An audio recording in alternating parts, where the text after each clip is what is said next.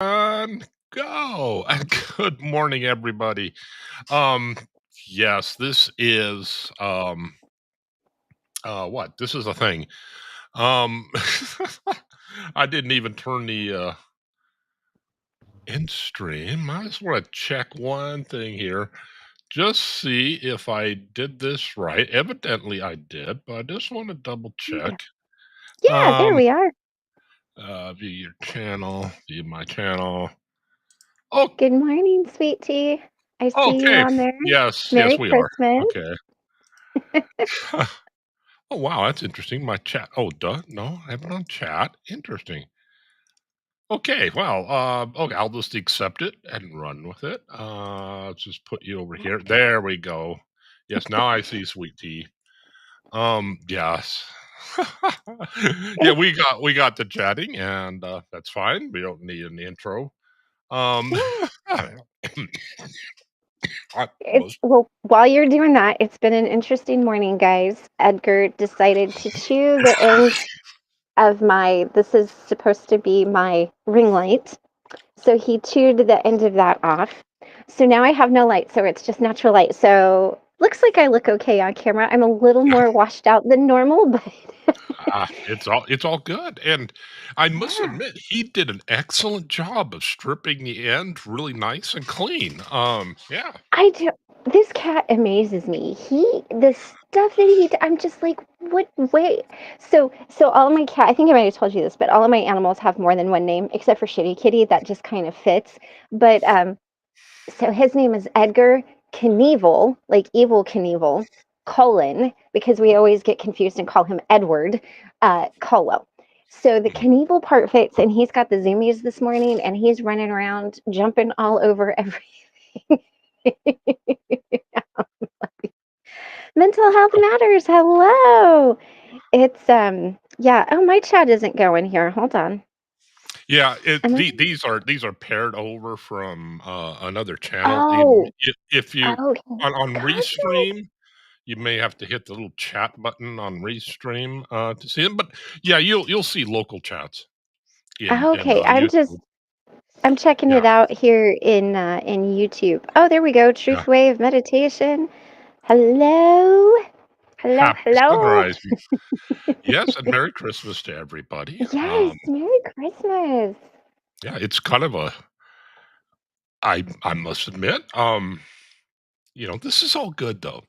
I managed to get the flu, but not the coop, and earlier, and this I think this is the coop I'm getting now. Two different flus, but you know what? This too Hmm. pass. And who knows? It may not be, but it's I somewhat. hope not. My friend, she works at a daycare center, and she got the vid, and she's just like Christy. She's like, send me Reiki, send me healing, anything. Mm, She's like, yeah. anything you can do. Um, and I don't do. I I am a Reiki master, but I don't do Reiki really Mm, on people. There's just a few mhm, people that I kind of do it on, and I'm like, I'll do mhm. it. We'll see how this goes. Bye, Yes. illusion. Hello. Yeah, and it um one thing, although you know what, I have time off for it. Although I'd prefer not to use my time off to be sick. I'd prefer that to be for work Right? time, just because. But one Yeah. thing, one thing, oil of oregano, and I think what oil of oregano and if you get the drops of grapefruit Hmm. seed extract. I think one Hmm. thing that does is that scares the hell out of any disease that you have in your body because it's like, oh hell, if he's willing to give himself that intentionally, I don't want Yeah. to be part of this. This host is going to kill himself just to get rid of me. Yes, um, but Well, yeah, I still think that we ought to make a grapefruits, possibly an oil of oregano. Because if you ever taste oil of oregano, oh, it's awful. It's yeah, so bad. I think we ought It's to make bad. an oil of oregano flavored bubblegum with a grapefruit seed extract juicy center, and, yeah, I'll make a killing. although may get convicted of that, and wind up in a big house, but, hey. Oh my goodness. Well, Uh, and peppermint oil is really good too if you're sick and you have an mm, upset tummy. Peppermint oil is really good. But yeah, oil of oregano, elderberry, guys, is a really good one too to kind of help stave it mm, off a little bit. Elderberry, yeah, cosmic. Oh, cosmic. That must be so beautiful. Mm, I've always guess wanted to I'm go to yeah. and I'm really jealous of Cosmic Me, first of all, because, she is the overlord, whatever term you wanna use, absolute ruler of all of, Mhm. Australia, but also because, she's having summer right now, and, Mhm. it got yesterday, the high was only 73, and it's like, I hate winter. Um, Yeah. I'm I know that is actually unseasonably warm, so it's not quite the paradise as I'm trying to portray. Right? Oh my goodness. Well, and winter like 73 is different than summer 73, you know? Yeah. And I am hoping, guys, I've got my fingers crossed. I'm hoping for a white Christmas. I Mm. took the dogs out. It looked like there was a little bit of flurries kind of going on, but I don't know. It's not supposed to be cold enough today, but I really want a white Christmas, so I'm hoping. And then, oh, can I just show off my Christmas present, guys? It's obviously aliens, and I got the hecklefish. Nice, nice, and I was amazed to see Miss Dragon has a, stuffed heckle she has one of the hecklefish plushies. Apparently, it talks when you, pinch it Oh, or how something, or cool is it says that? something apparently. Um, yeah, so I always love myself some Wi-Files. Yes, yes. Let me just make sure I have this open. Oh, he's in the queue. I may have actually, I may have sent, um, Truthwave the wrong address. Oh my goodness gracious me, poor Truthwave. Let's try this again. Copy. Okay, because he's probably like sitting there. He's probably been so sorry. Try this. Boom, boom, Well, boom. while you're doing that, Mental Health Matters says, I'm getting my education on supplements. You know, I, I want to write, not trying to plug my own channel here, but Karina is going to school for like herbal medicine. Like she actually works in a like homeopathic pharmacy Mhm. where they fill prescriptions from homeopathic doctors because she lives in Seattle. So that is a thing out there. Um, we're going to talk more this year. Hey, we're going to talk more this year about herbs and how to use them in your life and that kind of thing. We're going to do some stuff like that. So um, keep checking back with the channel because we are going to have some of that kind of, it's going to be a very basic overview of how to use herbs, but it's Mhm. definitely something that I want to get into because, a lot of people are like, not into some of the other options, let's say, that we have out there. And so I want to help people to understand. Anyway, I'll shut up. Good morning, Victor. How Good are you? Good morning. Hello, beautiful souls. Are you going to give good us morning. 420 reasons to utilize herbs? Yeah, Not I that I know love anything herbs. about that. You know what? Karina's amazing, guys. I called her. I'm like, okay, I'm going through something. What can you recommend? And she shot me off a list that was like super long. She's like, Wow. go to your herbal thing.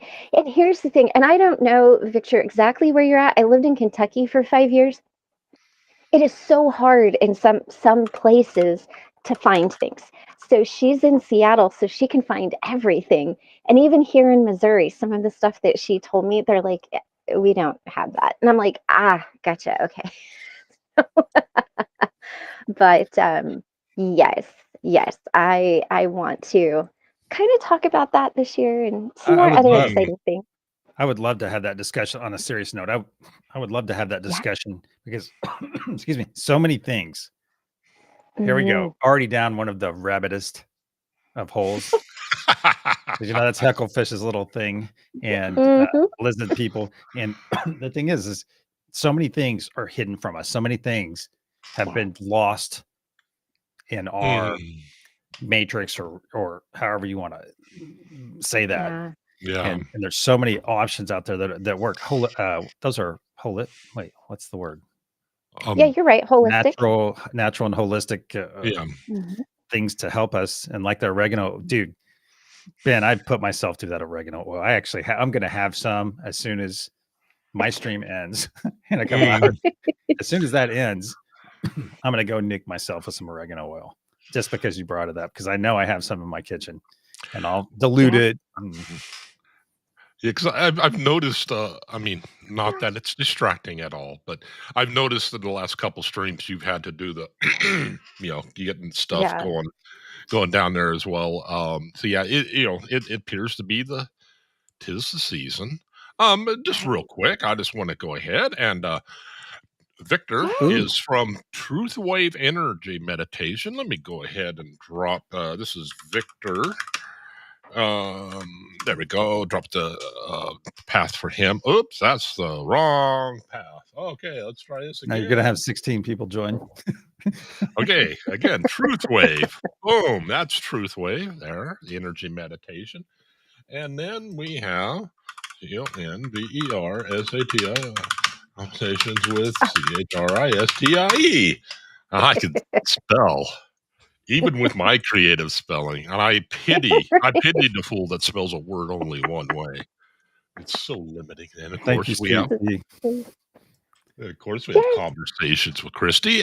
Truth Wave Mm. has a meditation in the morning that he does, and it works out conveniently. He has one he does in the morning, right before Christy starts.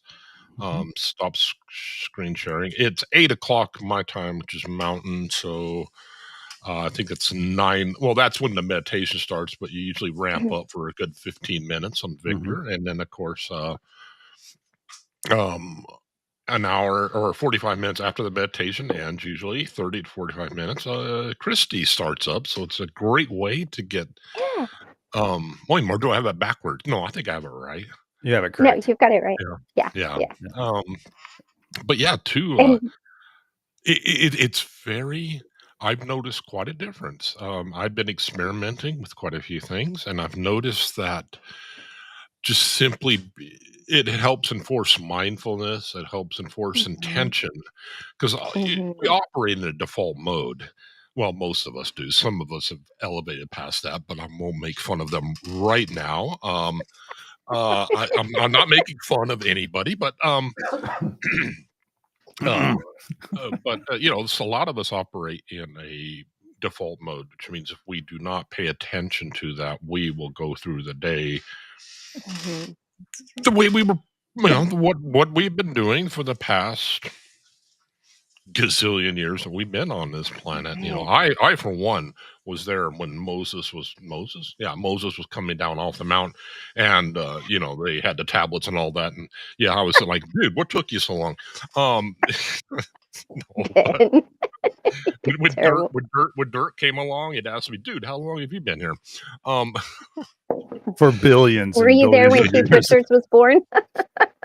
billions and billions of years. Yeah. I did that for you last night, by the way. I really emphasized it. But yeah, it helps to having a mindfulness practice, a intention.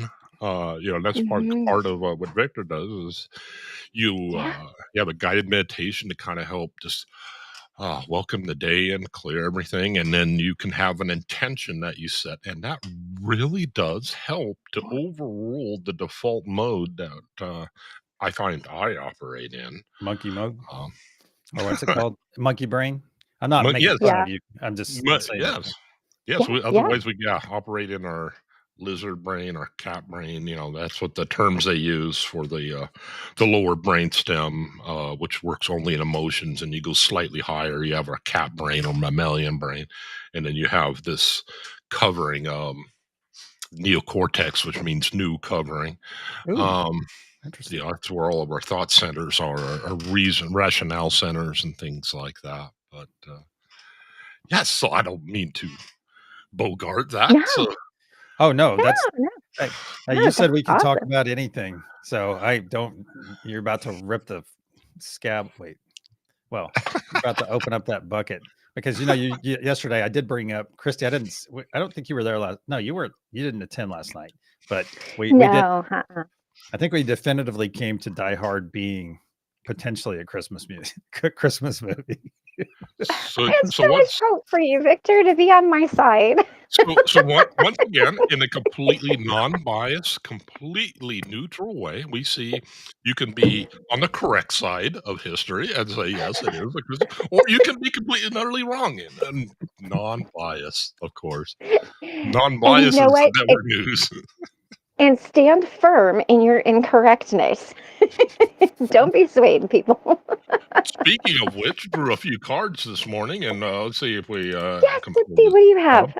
have? Yeah, we got the 7 of pancakes, the 8 of hot dogs, the 3 of french fries. So you have 2 prime numbers there. Got hair Oh, metal, fun. and then we got the Bob Eubanks Pez dispenser and the capybara. So, um, this shows that, in the morning it's good to have pancakes. Sometimes you're thinking hot dogs, but every now and again you have french fries, and what better to have a french fries than a good hair metal song? And when you get Bob Eubanks popping along, you never know what you're going to get in a Pez dispenser. For all you know, you could wind up with an oil of oregano Pez. And yeah, it's best just to be like Capybara because they're known for being fairly laid back. Just see what's going on and try to be more laid back about it. So yeah, that's my beautiful energy. Is that your Beautiful. deck? Did you make that deck? Yeah, I've been That is playing freaking around. awesome, man. Do you have you already? Is it published?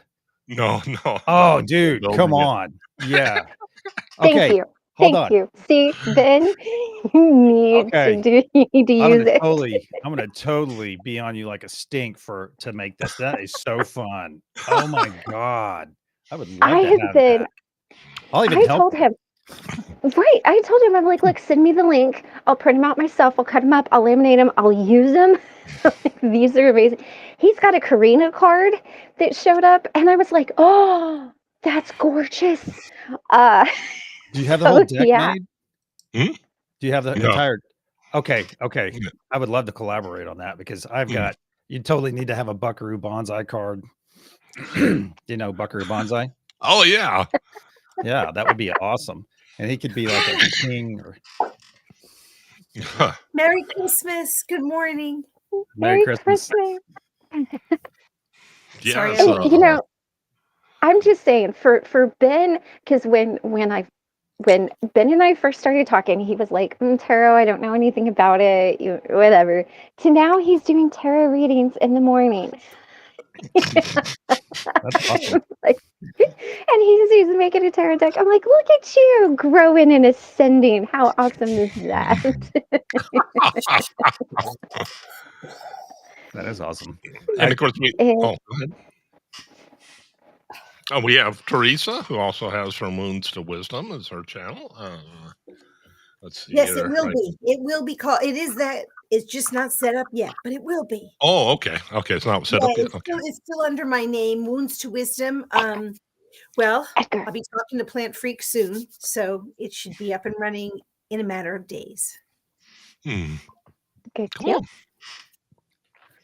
Good deal. Very exciting. Very exciting. But Oh yeah, my goodness.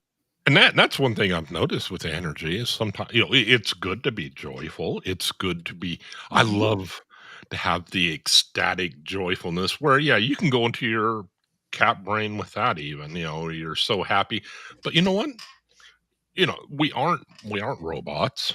Right. We're feeling creatures. So I absolutely love to get ecstatic, what operate in what Mark Bowden calls the ecstatic plane, where you're emoting up here. Everything is great. Everything is up. This kind of energy, but sometimes it does get a little. It can get a little tiring. So it's always important to keep my energy in check. But when you find you have excess energy, that's one thing. It's like, well, why not? Wish good thoughts upon others and try to send it to them. And, hey, Energy is never. Somebody once said, I don't know who, it was some obscure person. Energy is never wasted. I don't know who said that though. I just it's probably a dude with a turtleneck that says billions and billions too. It could be. It could be. I am just, of course, some famous scientist said that. I think it's probably, well, Carl Sagan probably said it to us. Well, the one of us that grew up with Cosmos, that wonderful documentary, as you all are probably not old enough to remember it. Oh, Shaw, love that. Say it again. Say it again. I'll say it one more time. Son. I'll say it one more time. Smooth.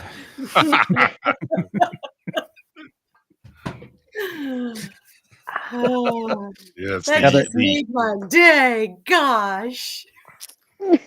and the original had the, what was the name of the ship? The Dandelion, the ship of the imagination. Oh yeah. So you just channeled some Carl Sagan right there when you said that. I could hear it. That's really interesting. Oh, okay. You know, I told you about my aunt and uncle yesterday that worked at the Jet Propulsion Laboratory, and that's, if you don't know what that is, that's like a specialty side funnel of NASA, and so that was supposed to be my path. So I took a major, once I got out of the military, I was supposed to go to Southern California and be educated and go to Cal Poly, and I decided to go elsewhere to a party school instead, which was amazing in my brief stint at that party school until I had to go to a different school and finish. But that happens. But it's funny. And this is, so there's a bigger picture here. There's these major, you ever stop to think about in your life, once you get old enough, once you guys get to my age, then you'll see that you can look back on your life and you think, oh, wow, that was a pivotal time in my life. And it's so fun to think about, because you're like, wow, what would I be? What would have happened if I would have gone the other route? And I mean, I was like all booked, and I was already accepted to universities and had everything. I was going to live with my aunt and uncle. And then I was like, at the last minute, I changed my mind to go to a football school instead, because I liked college football at the time. And it changed my trajectory, went completely different. Yeah. And it's fun to think about, just think you can do it right now. Think about times back in your past, and everyone in chat, it's like where, you can think about these, wow, if I would have gone the other way, if I would have gone the other direction, I may not even be sitting here right now. I may not even be alive. I may be on Mars. Yeah. So it's Michael and I. Oh, go ahead. Oh, I'm a little delayed, guys. Sorry. Michael and I talk about that all the time. He always says to me, he's like, imagine the times when it was really difficult for us, like when we were in Washington State and we were tent camping. If we got plucked up and put here right now, like imagine how we would look at our lives and look at what was around and look at what we had, and how interesting that would be, and how we wouldn't know what had happened. And one of the things that my brother says that I said to my kids a lot was, it's just 1 second of 1 moment of 1 hour of one decision that changes your entire life. And and that's really profound when you think about that. And I want to encourage you guys, think about it, but don't go down that rabbit hole and like make yourself all sad and depressed either. Right. But it's true.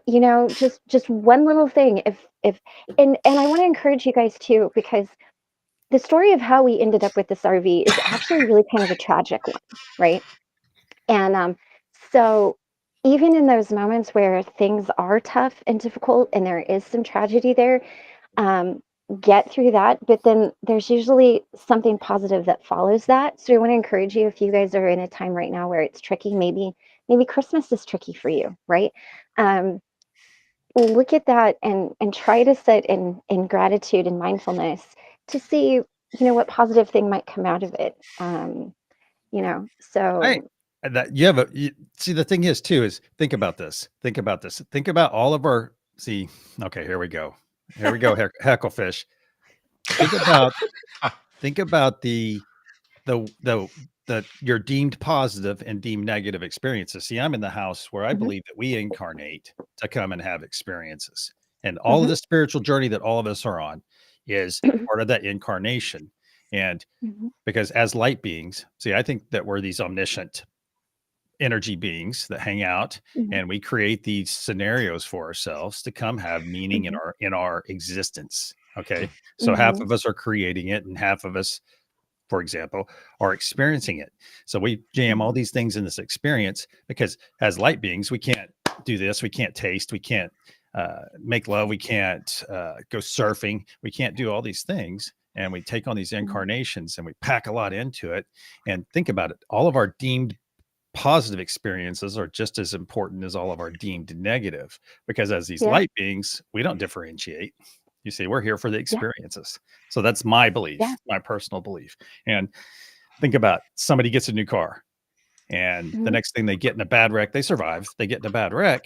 But if they had Right. not had that good experience, they would have probably not had that bad experience. So Right. it's a fun mental exercise. Well, and even manifesting, I Mhm. mean, it doesn't matter where what you're manifesting comes from. If somebody, like, we all have heard those country songs, like I grew up on country music. So we've all heard those country songs of like, somebody's, like husband died and then well, there's a specific country song I'm thinking of. I don't remember who sings it. It's Riding with Private somebody anyway. It's a country song about this guy who's looking for a car, and he sees this ad, and he goes to this house, and there's this woman there, and she's like, I've got this old car, I don't even know what it is. It ends up being like a Corvette or something like that. And Oh, she's yeah. like, it was my son's, but he never came back from Vietnam. And Mhm. so anyway, he's talking about how he buys this car, and he felt guilty because the lady didn't know what she had, but she sold it anyway. And there was a letter in the glove box of the car. It's giving me goosebumps as I'm telling you guys about this. That said, if you're reading this, I didn't come back, and but I want you to enjoy the car, and I'm going to be riding with you. And then he, like you say, he gets into this accident and he survives, and he sees this apparition of somebody who saved him. So the point is, after all of that, that it Back to doesn't matter how things come to us. Don't feel bad about you being gifted something beautiful in this life. sure. And I want to encourage you too, if you're going through something difficult, people might be looking to you to see how to navigate those difficult times, because you Mm. might be one of the healthier people, that that they know. Mm. And so I think there's always opportunity for us to learn and to teach, to be the example and seek that example. And I just think it's beautiful, to have that and to always learn. And I want to encourage everybody to always learn. And even I've been working on this gratitude journal for the last 3 days, so I've been sitting in a lot of gratitude lately. I'm trying to finish it up and get it put together, so I've got it for January. But gratitude and mindfulness and intention are, I think, and love, four of the most important things that we Mm. have. Mm. And without any of those, our lives can become fairly tricky. Uh, oh, Cosmic, your brain is fried. I'm so sorry. Oh, yes, it was mistyping, but and of course, Christy was talking about she may have a white Christmas. I don't know if anybody else has a white Christmas going on. I want a white Christmas so bad. Mine's just cold. Mine's just chilly. Hey, We had white Christmas. oh, you already You have snow are? on the ground? Oh, Yeah, we had snow yesterday, so it's not like it's massive snow in New England, but it's still uh-huh. pretty, Oh, you know. New wow, New England. You're up there in the permafrost. Yeah. Everything north of the Grand Canyon, permafrost. Everything. Polar bears everywhere. Yeah, but I wouldn't go south because I'm not a heat girl. Sit down. I, I Yeah. was I was telling Christy earlier that it got down to a chilly 73 here yesterday. It's like I don't know if I can handle this. But no, it's that is unseasonably warm in all honesty. But yes, I am Bless loving it. the heat. You know, Victor, Ben said something last night too about his energy work that I wanted to bring up. And Christy is actually, oh, hey, let's do it like the Brady's. Christy, eh, it's That's awesome. Christy knows how to do the chi ball thing, don't you? To The get your what? energy going. Don't you do that Oh, vigorous yes, rub? yeah. Yeah, so Yeah. then you can do it right now. Yeah. Yes, or you do Yeah. that to get some So get some kinetic energy, and then yeah. Get So like how I do my energy balls is you guys, I gave myself uh, tennis elbow typing so much. So if you see me making a face, it's not anything other than that. What I do when I do my energy ball is I actually call in Reiki energy. You don't have to, but if you are attuned to the Reiki symbols, you can do that. So I just do the Chokurei symbol on my palms and tap it 3 times, and then. But even if you're not, all you do is just put your hands together and rub really, really good, and you'll feel your hands getting warmer and warmer.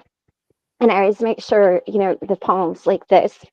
And then you hold your hands up and you can feel that ball grow in your palms. And then as you want to make it bigger, you just expand. How I do it is I just expand it out and kind of like create that ball, like I'm actually playing with that energy. And however big I want the ball to be is how big I expand it. And then like when I do meditations with Victor, um, that's what I'm doing is I'm creating an energy ball with an intention around whatever node I'm on. And I hold that energy ball. And then as people are sending energy, I pull it into the energy ball. And then when we pulse, which is when we breathe, I send that energy ball up. But it's a really great, if you want to know how the energy feels in your body, it's a great way to do that, to feel it. And like I said, I mean, and you've seen how I do it. And I always set an intention with everything I do. So whether it's an intention around collecting the energy for the meditation or whatever, and it does take some practice. So you might not really, get it right the first time, and you can pass it off too. So like, we could do that, and we could like, I could pass the energy ball to Teresa or to Victor or to Ben, and because energy is not limited by any traditional confines. or So distance. yeah, yeah. But that's how I do it. I use my hands. And I I'm a think very as tactile. yeah, and as a Reiki practitioner master, um, I use symbols, but I also think that there's a time where your own energy will pulse if you sit in silence for a few moments. And um, if you're so you want to send an energy to someone, you want to send them love and light. If they're not available to receive, send it to their higher self and ask their higher self if they are meant to receive that energy, then Mhm. they will disperse that energy, because it's not really for me to say, I don't know, Ben, let me send some energy his way. He may not be up to receiving that energy. It's healing light and love. Maybe he's not in a place to receive the healing light and love. I'm going to send it to his higher self. And that comes down from the belief that, and Victor said this earlier, we've chosen to be in this space and time without getting woo woo. So when we came into these bodies, we chose these experiences to have. We chose that we have the ability to perhaps reshape these experiences we have to make us a higher being, one that lives in light and love. But the journey to live in light and love is not like this. It's a journey. It's literally an experience. We have to climb that mountain. We get our butts kicked back down to base camp, and we got to climb back up. And I think that, oftentimes when I don't know someone specific, like in the chats, we get a lot of people that are struggling. And I think someone, and I may have misunderstood, is someone about to have a baby? Well, either way, if someone's Oh, not feeling well, or and I might have misunderstood it, it went by fast and I don't have my glasses on. But what I would do is, yes, I would say I'm sending you healing love and light and good health, but I would internally, I'm sending it to their higher self. They know what they need, and if they're receptive to receive it. Otherwise, you're sort of bouncing it off in my experience, in my knowing. And sorry, I'm shaking. It's 21 degrees here. Sorry, and I didn't turn up the house heat warm enough, and my Oh puppies no. are not warming me up yet. Um, but so it's that internal, knowing of take what you need and then put it back out into the ether. And so, Chrissy, what you were also saying earlier, you take in our sessions each day when you do the reading and you create this ball, and then you're actually putting it back out. Mhm. Each of us has the ability to put that energy out. It's a prayer. It's a prayer. I'm sending a prayer, and I'm hoping that that person has blah, blah, blah experience. And Mhm. so I know I'm a little long-winded at the moment, but that's really Yeah.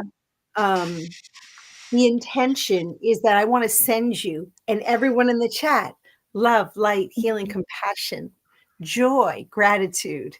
Mm. Who the hell am I to tell you what you should or shouldn't receive? So I'll send it Right. out to the universe. I'll send it up to your higher self, and may it resonate and go with you where it needs to go. And I think, Teresa, I want to say something here that's really important. I think Teresa brings up a good point.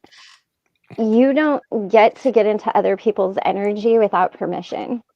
And one of the things that I learned early on, because, you can tell me something, it doesn't necessarily mean I'm going to listen to you because I'm kind of sassy and ornery that way.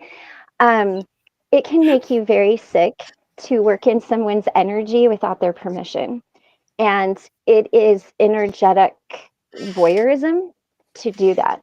So that's why anytime that, we have to grant permission, whether I'm doing a tarot reading for you or just sending you energy. And not everybody is open to this. Um, and I think it's really important that we be mindful because depending on where we're coming from with some of this, it could be triggering to hear religious experiences because of maybe some of our own traumas, or people that are in religion might not want to hear what we have to say about energy. So I think being really mindful is very important, and mindful of your own energy, and just like Teresa said, if they're open to receive it. And, I'm not a person, honestly, who's big on prayer. I don't pray anymore. But if somebody says, will you pray for me? I will pray for you. I will absolutely pray for you because I want to Mm. meet you where you're at. Yeah. And I want to meet you on the level that you're on. And so I think it's important that we all keep that in mind. Mm.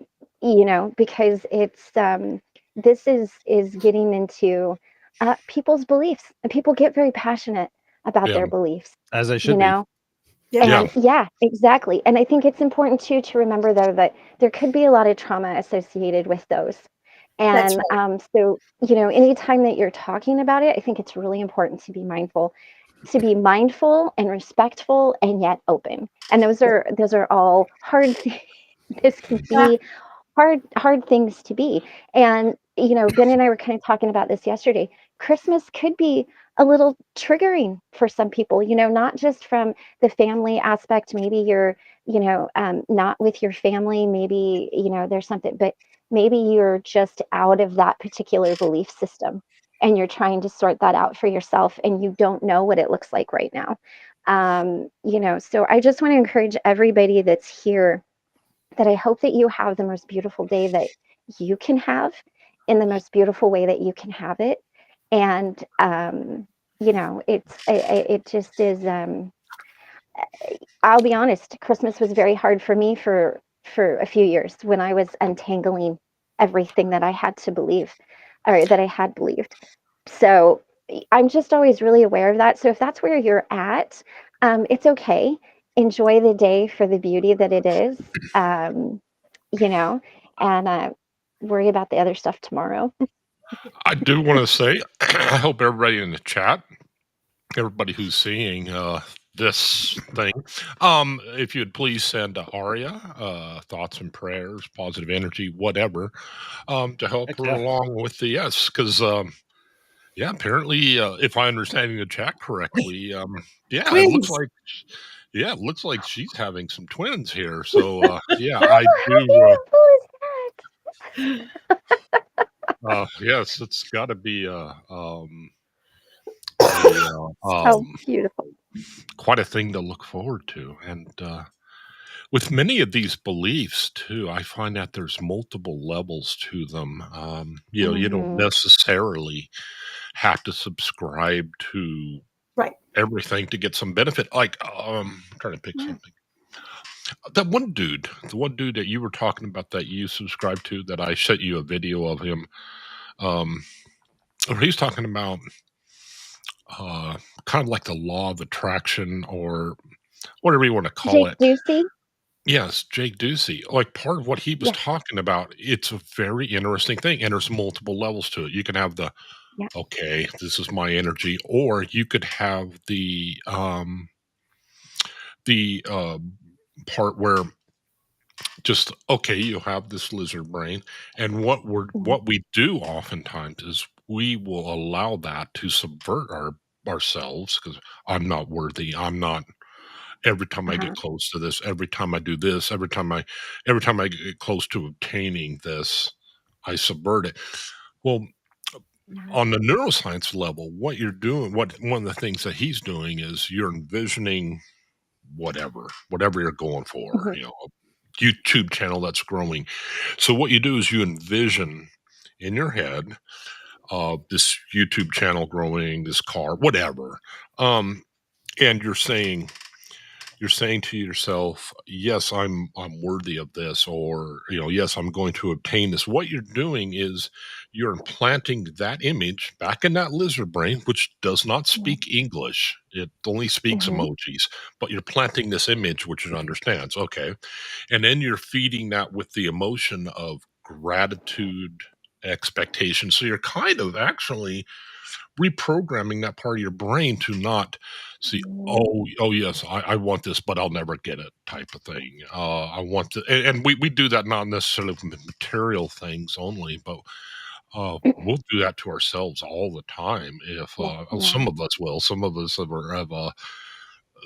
wear turtlenecks and probably have gotten past that, but no, I'm always picking on poor Victor. Um, but no, that is something at which we get caught up in, and that is where a lot of Mhm. our limiting beliefs live, Mhm. is in that lizard brain that only speaks emojis. It's learned these things to keep us safe Right. as children, but as adults, we no longer these no longer serve us. But Yeah. unfortunately, they're so well programmed into us. Things like my limiting beliefs. I'm not as good as my brothers. Yep. Mhm. Everything is my fault. Everything I will never be good at this.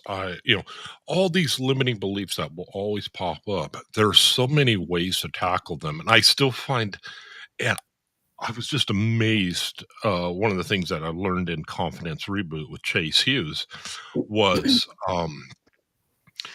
to put these beliefs up on a screen. It sounds like you're programming yourself with them, where you have these limiting beliefs. I will never be good enough. And it's in your face. And it's on a background that these people are yay, they're celebrating.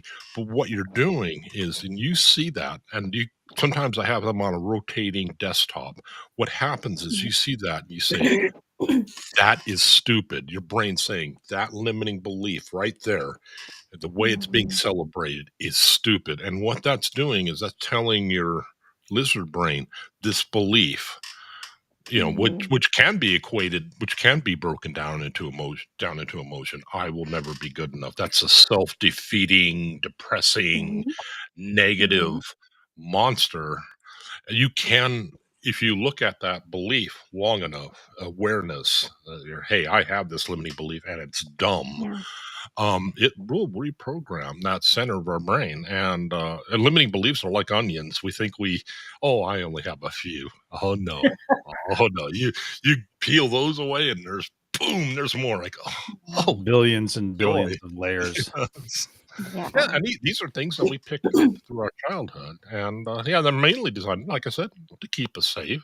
But because we do that as children. Oh, I'm not good enough. We're detracting attention away from ourselves. Maybe it's a bullying situation. Maybe it's a family situation.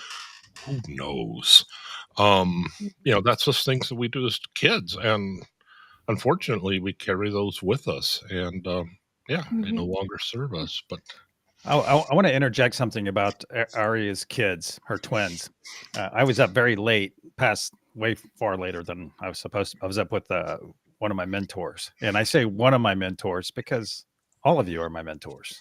Everyone's my mentor. And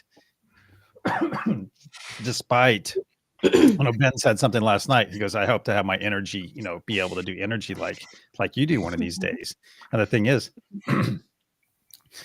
Ben is sitting here teaching me something right now. You see, he's imparting wisdom upon me that I didn't know anything about. And that's the great thing about our community and how we're all coming together right now. And I was with one of my mentors last night, and she was talking about all the kids coming into the planet now are going to be, they're going to be more in touch with their gifts, especially those twins. Because twins already have that, they already have that superpower between each other. So they're like being born with that connection already in place that all of us had to sit and work and develop and things like that. And it's going to be this next batch of kids that come in that could be teaching us in 10 years or 12 years. And it's beautiful to think about that all these young people coming in right now could be the way showers for us in 10, 12 years, or maybe we'll be all sitting around in some beautiful sylvan glade, and one of these small 8-year-old kids will be sitting there spouting this beautiful wisdom that's brought to them, given to them by source, because they're part of this new awakening that's happening. Look at our community coming together. And like I always say, energy never lies. And I see people out on X. I love being on X. That's so much fun to say too, especially being an 80s person. But the thing is that it's you see people out there. I follow this one lady, and she is always lambasting, "Oh, worry about fakes. I'm like, why is she putting this energy out there? Okay, why is she saying, "Oh, watch out for charlatans," and "Oh, here, come by my course"? I'm kind of like, what's the energy? I'm feeling the energy. I'm not seeing what I'm reading it and then feeling the energy off of it. So that's why I say, once you get in touch with your energy never freaking lies. It never lies. And you can, because what is that example, Ben? Where, here, let me do my Bill Clinton. I never had sex with that woman. Right? I never had sex with that woman. Yes. But so that's the physical tell right there. But energy is so much deeper. And there's so many people popping up in one of her arguments, the lady I'm speaking about, and I'm not speaking ill of her because I think her intent is good overall. She's an Akashic record reader or something. But the deal is that she has her modality and she has her spot. Ben has his spot. Christy has her spot. Teresa has hers. I have mine. And the thing is, we're all coming together right now in such a beautiful way. Like this, we couldn't have done this maybe 15 years ago, sure. But now it's like we're all finding each other and coming together, everyone. And I just like to look at the beauty of this moment. We have 15, 20 people in here sharing an excellent time, being present with one another, and bringing, kicking even if it's just a little notch, bringing that vibration up on the plate.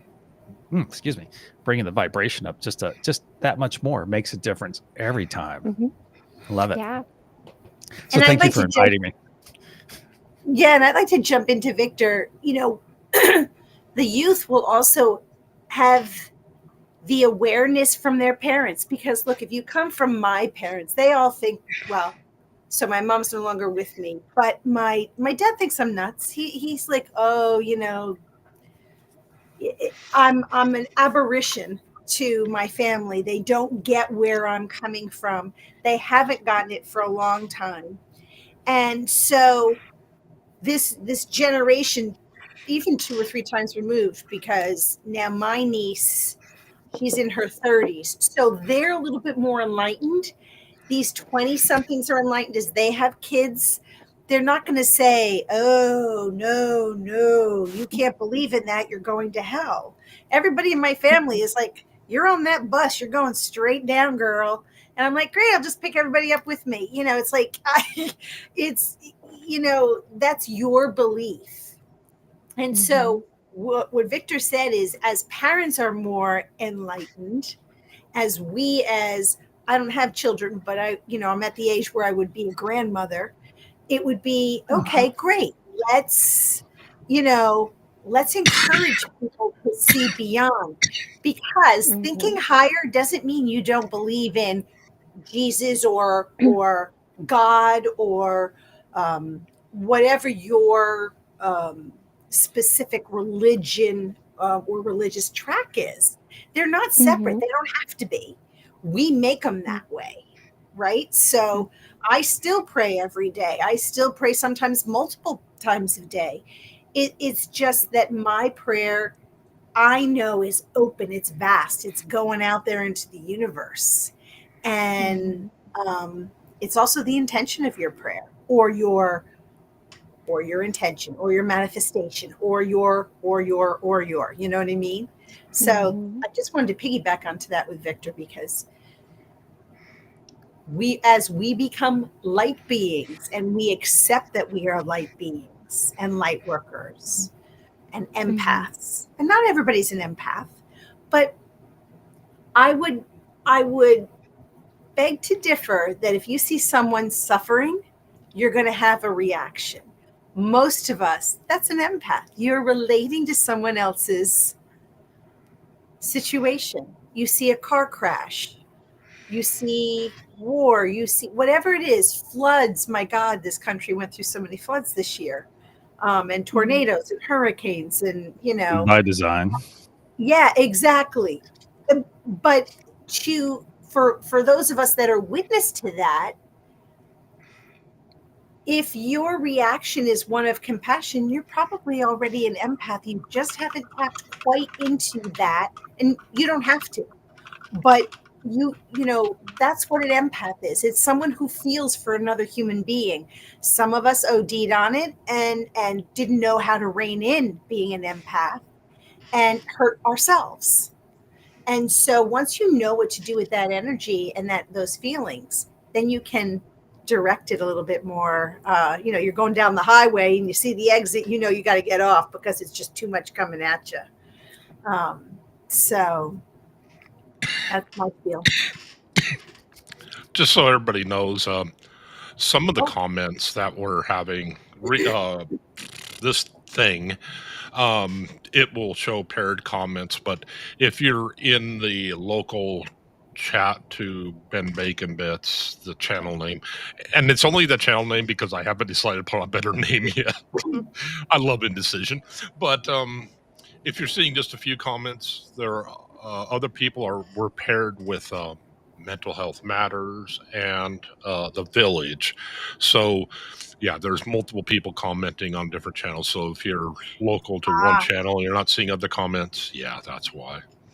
Oh, I'm going to piggyback on something. I didn't actually finish my thought, and I didn't get Mhm. interrupted or anything. I paused appropriately, but that lady I was speaking about earlier, I'm not speaking ill of her or anything like that. But what I'm saying is, she was pointing out that a lot of people are coming out with all these modalities right now, and I just wanted to remind, I'm not going to be the person that says, "Oh, beware of charlatans" and things like that. Energy, back again to energy. If you don't feel a good vibe from them, they're saying one thing, of course, use your discretion. However, where I'm going is all these modalities are popping up right now because people need them. All right. Even if it's Mhm. that person, they need that modality or whatever this is. It could be reading coffee grounds. Okay. That's their modality. And someone out there is going to connect to it and they're going to help that person get to the next modality and the next modality. So I'm not in the camp where, oh, watch out for all the charlatans coming out. No, it's because people are freaking waking up. The veil is lifting. All right. Mhm. And so I don't think if the intent is there, regardless if it's handstand skateboarding to help you get in touch with your chi or your inner child, hey, if it works for you, do it. Mhm. If it's not harming Mhm. you or another person, do it. So that's where I was kind of leading with that. Is I'm not going to sit out there and say, "Oh, that modality." I'm not arrogant enough to, "Oh, hey, their modality isn't valid." No, screw that. No, I'm going to freaking give it to me. I will try it. And if it doesn't resonate, hey, it doesn't resonate. If it does, heck yeah. Mhm. That Yeah. was one of And the I things I oh, sorry? no, just Oh, real fast before I forget the thought. I think it's important to support people in their understanding as they are awakening because it can be very confusing going from one belief system to another. And I think it's important to be there and be supportive for people going through things and understanding that this could be them untangling a huge part of their life. And so anybody out there, wherever you're at on it, know that you're supported. Because I know in my instance, um, truthfully, I probably would never see my nephews again if my brother knew that this is what I believed. My grandkids I would still see and stuff like that. But I mean, it's very real.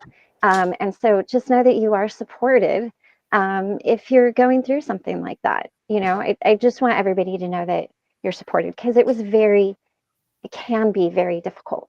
So anyway, Ben, what you got?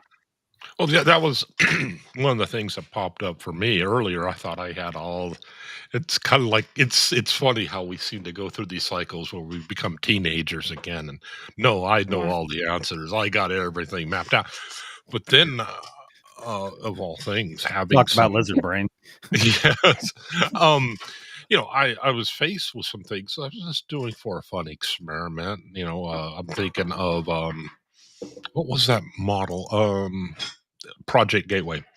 That is a project that was declassified by the CIA that they were using where they were basically saying that that you can that this is remote viewing and we can teach you to do it. And it's like, Mhm. okay, this is going to be, I got this figured out. I'll just sign up for it. It'll be a happy little class, and what the heck, I'll be able to say at the end, no, well, this. But lo and behold, to see that things are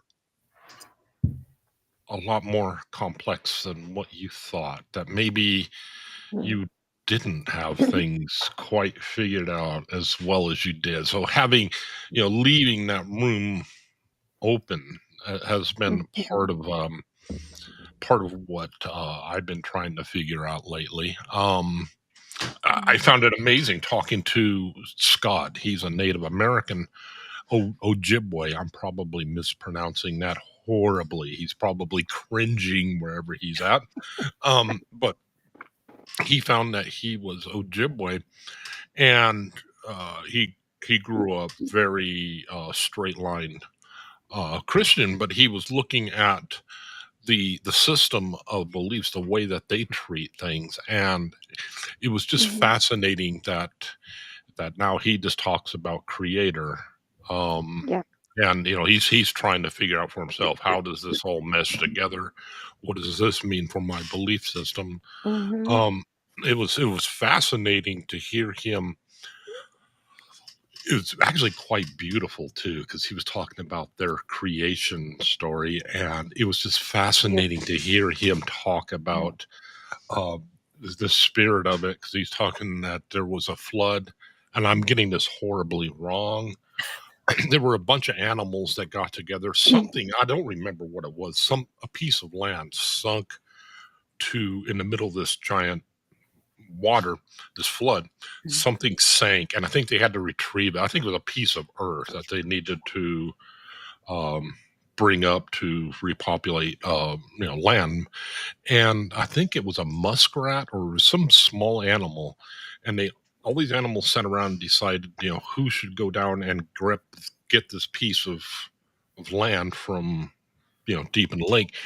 And they sent the muskrat, and the muskrat dove for it, and they waited and waited and waited, and muskrat never came up.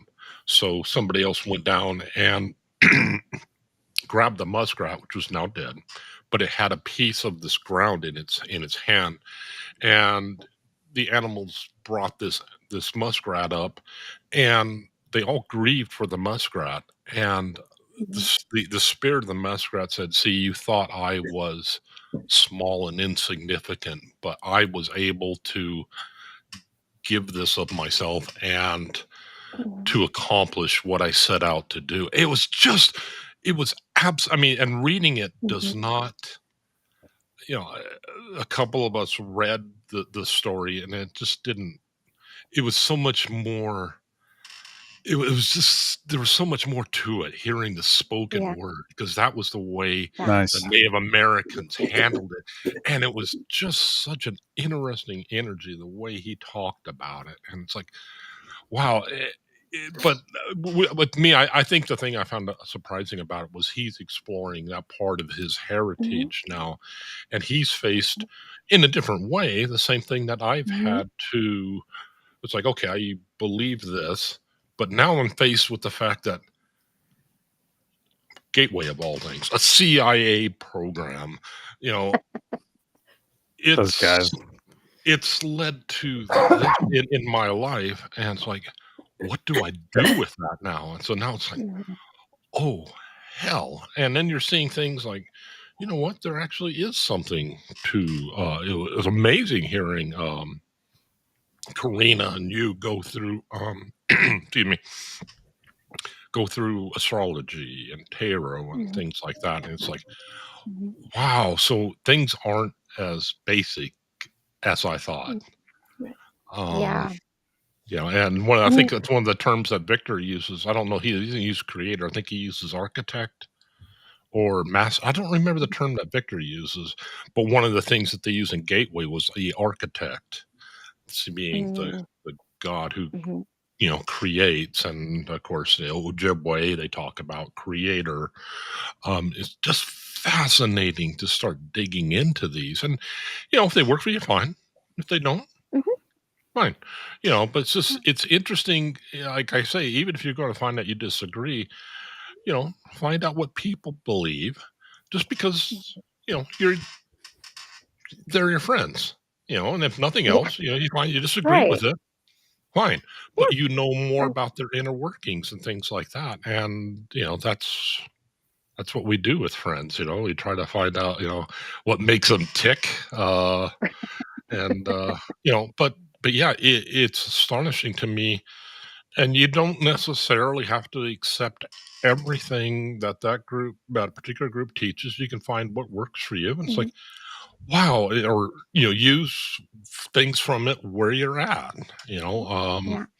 like the thing we were talking about with Ducey or whatever the guy's name was, the guy with the turtleneck. Jake Ducey. Yeah. And that could be accepted as, you could look at it and some people say, yes, this is the energy, the law of attraction, or you say, well, yeah, you're reprogramming that part of your brain to no longer subvert myself with this belief system. One of the things Victor talks about is being authentic, and that there's an energy with that. When somebody's being authentic, you can pick up on this energy. Other people see it as strictly body language, and other people see it statement analysis. I did not have sex with that woman, distancing language, all of it. But yeah, it all works. It all, there's an energy to it. There's body language, there's statement analysis. It's just amazing that on so many levels that you could spot somebody who's being inauthentic. It's like when you're learning to draw perspectives with vanishing points. It's something that is very hard to get the illustration concepts of how vanishing points work, how tall something will be at such and such a distance. You get your scaling right. It's very hard to master, but anybody in the world can spot it when it's done wrong. It's like, wait a minute, there's something your brain recognizes spatial relationships, and it's like, wait a minute, that angle isn't right. And, like a fart in a car. Yep. Absolutely. That one hit me right. I love that channeling that Hecklefish energy. Oh my god! Don't even get me started on Uranus. Wait. Well, I'm just going to share this joke. Ben, is it okay if I share my Mars joke? Absolutely. So, Karina was doing a reading for me because I knew Pluto was moving into Aquarius, and because my sun sign is Aquarius, I knew it was going to be a big deal for me. And over the summer, I had a lot of things really blow up in my life in a very big way. So I got in touch with her and I'm like, I think this is like Pluto and Aquarius, and I don't know. And so she's like, let me do a reading for you. So she did a reading for me, and she goes, actually, it's Mars. And she says Uranus. She goes, actually, it's Mars and Uranus that's causing all these problems. And I'm like, oh, so you're telling me Mars is in Uranus and that's why this is a problem for me? And she was like, yes. And I'm like, good to know. So that's always my joke. And Michael and I say that, oh, is Mars in Uranus? Is that why you're having the problem? Oh my Because that's God. how I'm we, that. guys, that's how we were taught to say the name of that particular planet when we were young. Yeah. And so the first time I heard somebody say Uranus, I'm like, what the hell is Uranus? Wait, oh, right. Okay, so now I understand why we maybe can't quite say it that way. But yeah, so that's my thing. It's like, oh, great. So Mars is in Uranus. Okay, I got it. Because for those of you that don't know, Mars is the warrior planet. So there you go. I'm so adding that to my lexicon. Yeah. Oh, and I need to do a quick shout out to the bath crew who showed up a few minutes ago. Hello. Nice. Oh, yes. I Nice, didn't recognize the nice. name. Oh man. So, you know, Yeah, going back to the creation story, if you guys want to hear the Lakota creation story, you can go to David Little Elk on YouTube and listen to him tell that particular creation story. Every indigenous tribe has a different creation story. It's some of it, I mean, you know, it's kind of a little similar, but theirs is actually a very beautiful creation story. And if you're interested at all in specifically ancient Lakota star knowledge and traditions, that's a great channel to go to if you're kind of interested in some of that. He goes over a lot of things, but it's a really cool creation story too. So I'm sorry, again, it's a little delayed, my connection, so I didn't mean to step on anybody. yes, the Greek gods. And, Oh wow, they are. yeah, and that's something I didn't really even think about a whole lot. But yeah, that I still find it amazing though that the Wi-Fi was talking about the way certain planets would smell based upon their chemical composition. Talking about Uranus and the fact that it would smell like human flatulence. Like, yeah, How appropriate. Like space stinks. Yes, I love me some Y-Files. I'm so glad I found that channel. I think the first thing that I found was like completely by accident, and I loved when I lived in Alaska, and so anytime I see something on Alaska, I'm always like, oh, what's this? And it was like the Dark Pyramid under Alaska or somewhere, and I'm like, oh, what's this? And then I just like dove down this rabbit hole, and I was like, okay. And I've loved Hecklefish. He's like, if you took Hecklefish and Shitty Kitty and smushed them together, I think that's my spirit animal right there. Well, you know, the great thing about that channel is I found it about a year ago, and he was still. I think when I subbed, he had like, I don't know, 500,000 subscribers, and it just goes to show the sign of the times. And now he's getting millions and millions of views, Yes. and it's just like really taking off. And he's mentioned that in the show. Hey, you know, it was time. I'm glad he got rid of. He tried another little Hecklefish type creature for a while, and it was a panda. And I'm glad he got rid of that because he may not have known the association with pandas. And I think he like kind of tested it out and then realized, because you know he's pretty adept at all the conspiracy stuff. That is some disgusting stuff that brings up. And I'm glad he got rid of that. And I hope it wasn't some kind of homage to. I don't think he's, like I said, you know, energy doesn't lie, and I don't think he is one of those. One of those, you know, people out there promoting that stuff. And you know, it's a great point too, is you know how everything is supposed to change. We're supposed to leave a monetary system and move to a heart-based system, which I freaking bring it, you know, consider it brought in from my perspective. But what's interesting about that is God, where was I? What was that? Panda, Yeah. Heckle So fish. Leaving the monetary system. yeah, we're leaving the monetary system and coming into a new age where everything is going to be different. Everything, the way we do everything, is about to change, Mhm, and I think that's mhm, going to be amazing. In the mhm. dang, it's because we're all coming together. Well, I'm sorry. I'll give the floor up. It'll come back to Yeah, me if it's Mm. important. I do that all the time. I'm like, what was I saying?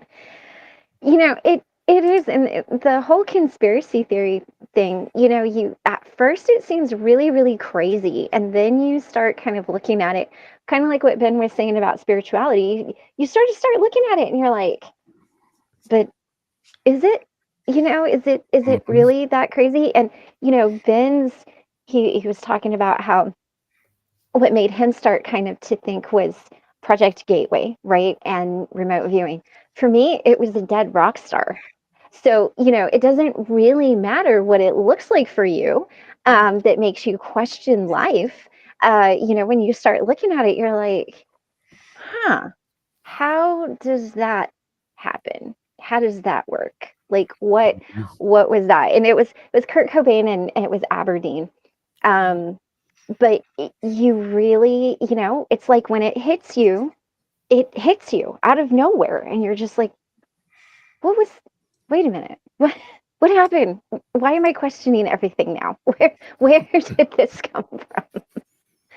Yeah, it's So because we're allowed to question it now. We're allowed. Mm. yeah. It's like, and nowadays we see through everything. If you spend any time on X like I do, it's you see normal people. I was telling a dear friend of mine yesterday about this. You see plumbers who usually post interesting plumbing videos, or carpenters, or I'm Hmm. talking about all across the spectrum. You even see doctors posting this. You see every background posting, "Hey, I don't believe that. I don't believe that. You could dry that out and fertilize the lawn, with some of the stuff Hmm. that's, politicians are saying and trying to get us into a Hmm. third world war. It's like, and people are just like, no, we don't care. And that is Yeah. something interesting. Have any of you noticed how things that used to be part of your life are now slipping away? And let's not even talk about Mm-hmm. people yet. I'm talking about, it's like I used to love YouTube, and now I'm kind of Mm-hmm. just like kind of getting the ick. I'm not saying the ick because that's kind of trendy and stuff like that, but it's really it just doesn't feel right anymore. And I Mm. don't know if it's a censorship that I'm feeling that I don't want to put up with. I just like that inauthenticity of YouTube saying, "Hey, some people, you can say this, but you can't say that," and people Yeah. have to say Right. deleted. People have been deleted, and it's like we're obfuscating the power of our spelling. Mm-hmm. Okay. And I think that's trying to control the narrative on some level. And I don't resonate with that at all, because when we start oppressing and changing the language, it's like when they changed, oh, it's no longer UFOs, it's UAPs. So what they Mm. did was they just changed the language on it so it was more palatable to them.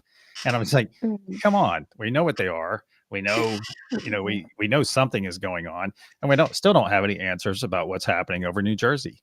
Oh, it's a figment of Yeah. your imagination. Okay. Okay. And I have two friends in one of my groups.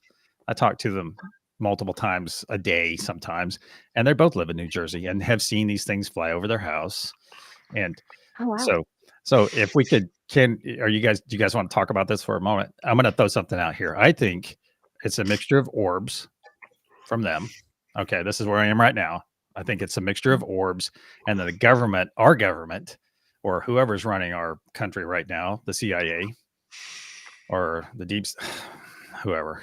And I think they're sending up drones so they can say, "Oh no, it's us. No, it's us. Mm. Here's our drones Yeah. up here flying Mhm. around." So it's a mixture of both, and that seems to be the one that resonates with me the most. So what say you? What do you got? Where are each one of you in this? If you have any skin in this game so far, or have given it any thought? Uh, um, I'll let somebody else go first. Well, I don't actually, the drone situation, if our government doesn't know, shame on them, they suck. And I'm going to leave it there because I have enough to say about our government. They've been lying so much, they don't even realize that we can smell their lies. It's like smell-o-vision. So it almost doesn't matter what they Futurama. say. I'm going somewhere else for my information because they're not telling the truth. They think they're protecting people. You are not protecting, you're protecting your mighty dollar because energy is Mhm. free and we shouldn't have to pay for electricity because it's free and water. And there are things in this world that are free and the government, it doesn't behoove them for us to know that a lot of what we can have in our lives is free. And because someone, I mean, anyway, I could go down this rabbit hole. You started something, Victor. But then I think that, so the drones, there's been a couple of theories and I follow a couple of people, but I think that they're missing a nuke. I think a nuke is in this country. And I think that they are trailing it at night for the heat source to see where they can find that nuclear, I don't want to say the B word. And someone else had shared with this, and I don't know if it's Dr. Stephen Greer or not. And if anyone doesn't know him, he's been out there talking about other life forms in the universe, that we're not alone and that they're already here, and that our World War III isn't going to be about a physical war. It's other things that's already happening, I think. So do I We're already in it. think that, yeah. And I think that the orbs, they're not going to go along with headlights going, hey, wait, let me make sure that my tail light's on that you can see us. They're here. They've been here. If you look in history and you do your deep dives, it's not impossible that there are life forms within some humans that have been blinded and combined. So I don't, I mean, it's not scary to me. I think what's scary to me is that there could be potential other weapons that they're hunting for that they lost. Mm. And I'll be right back. My puppies are barking. It is interesting. You see so many qualities of Chase Hughes went into this. You see so many qualities of a psyop, psychological operation with this. Some Mhm. qualities of a psyop are basically are all the news media is saying the same message. They will oftentimes even use the same words. When you Mhm. see that, when you see things that oftentimes psyops are meant to distract, like question the timing, why this now? Mhm. What could be the possible what could this be distracting from? Um, yeah, you'll typically see the same headline on different media sources. Oh, you've seen that Uh, video with all the different news sources coming up and saying exactly the same thing word for word. oh no, I haven't. I haven't seen that one. Oh yeah. That's just the quality. And we know that this is how psyops are run because our country has done them with other countries. So Yeah. there's a real big test bed there. Oftentimes they'll quote anonymous sources. Mm. One of the things that Wi-Files brings up correctly, they talk about the qualities of a whistleblower. David Grush keeps saying, everybody keeps saying David Grush is a whistleblower, but yet half the time you hear him, he's like, "Well, I have to be careful not to, not to go too far. I have to, my DOPSIC, won't allow me to say this. I can only say this in a skiff, or I have to be really careful." The guy says it a lot. He says it more often than he says anything else. I have to be careful. Mhm. When you have somebody who's speaking for a government organization, that's not a whistleblower, that's a spokesman. Mhm. It's like that's one of the things I do not like about David Grush. Everybody keeps saying, "Oh, he said this."